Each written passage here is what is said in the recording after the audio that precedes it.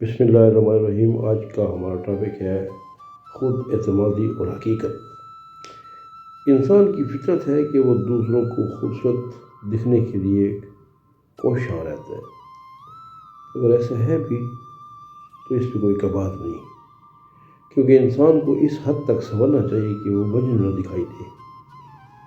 لوگ آپ کو اس وقت دیکھتے ہیں جب آپ ان کو دانستہ یا نادانستہ اپنی طرف مائل کرنے کی کوشش کرتے ہیں، کیونکہ لوگ سب سے پہلے چہرہ دیکھتے ہیں، اس لیے ہم آئینے کے سامنے بناؤ سنگھار کرتے ہیں تاکہ جب لوگوں کی پہلی نظر آپ کے چہرے پر پڑے تو وہ مائل ہوتے چلے جائیں۔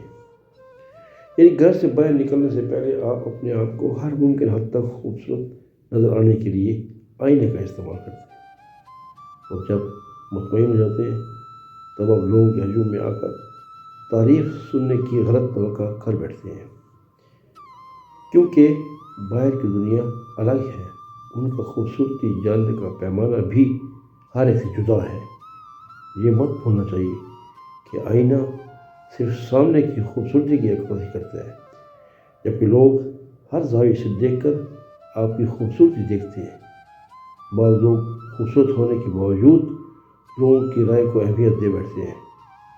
اگر کسی نے برے رائے دے بھی دی تو پھر انسان احساس کمتری میں مبتلا ہو جاتا ہے، حالانکہ ایسا نہیں۔ یہیں سے انسان کے اپنے اوپر اعتماد کا پتہ چلتا ہے۔ لہذا اپنی خوبصورتی کو اپنے زاویے سے دیکھیں، نہ کہ آئینے کے زاویے سے، کیونکہ کنگھی تو اس وقت بھی تھی جب آئینہ تھا ہی نہیں۔